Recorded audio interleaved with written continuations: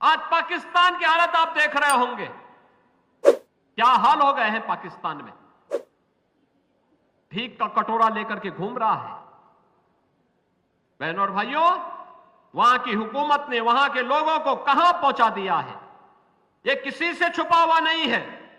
और इसीलिए आज मैं आपसे कहने के लिए आया हूं, आज जो स्थिति वहां उन्होंने पैदा की है, उसको देखते हुए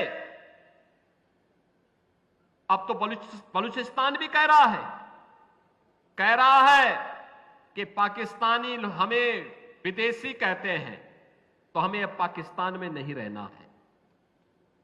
और जम्मू कश्मीर का चुनाव इस महीने में महत्वपूर्ण होने जा रहा है। अभी तो पाकिस्तान के हाथ में कटोरा ही आया है, और अब तो मोदी जी ने कह दिया है कि water and terrorism don't flow together, यानी आतंकवाद और सिंधु नदी का जल प्रवाह साथ साथ नहीं चल सकते, साथ साथ नहीं चल सकते। ये पाकिस्तान परस्त आतंकी भी जानते हैं कि आतंकवाद की कीमत पाकिस्तान को किस रूप में चुकानी पड़ेगी। 3 भागों में बंट जाएगा, पाकिस्तान का अता पता नहीं लगेगा। और इसीलिए आपसे कहने के लिए आए हैं, जम्मू कश्मीर में भाजपा की सरकार बनाइए, पाक अधिकृत कश्मीर तैयार बैठा है भारत में विलय होने के लिए, और कह रहा है हमें भी पाकिस्तान से आजादी चाहिए। वह भी कह रहा है हमें भी विकास चाहिए, हमें भी राशन चाहिए, हमें भी आयुष्मान का कार्ड चाहिए, और वह भारत के अंदर ही संभव हो सकता है। जम्मू कश्मीर के बारे में जब भारत के बारे में बात आती है, ये चुनाव इस बात को भी प्रदर्शित करने वाला है।